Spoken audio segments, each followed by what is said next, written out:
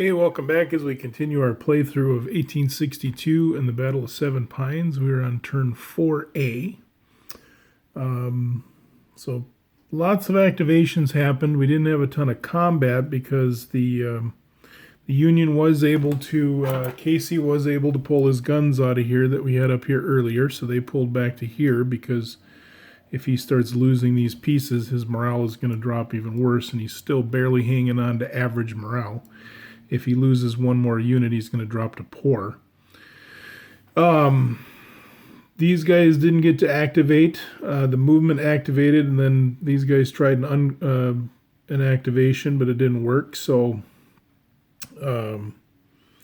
tried to activate over here to fire, didn't work. Doing a combination of... So basically, if you read the 1863 rules, which is a sequel to this game, they kind of clarify the activation segment. Like, I can say that I'm activating, like, Casey here, I'm activating him to move, but I can pick certain units to move, and the other units don't get activated, and I can try to activate them later. Obviously, you risk not being able to activate, or if there's an event that ends the turn or something, but whatever.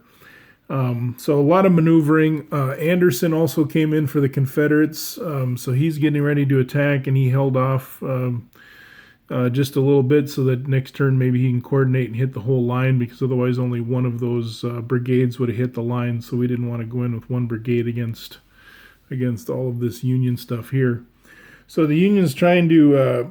Couch got up here and started trying to secure the right flank, and then I'll pick up the camera here and give you a little more view of the board.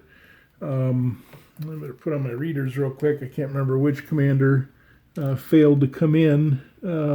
Richardson, he didn't come in. I'll show you that. Kearney continues to move up, and so does Sedgwick.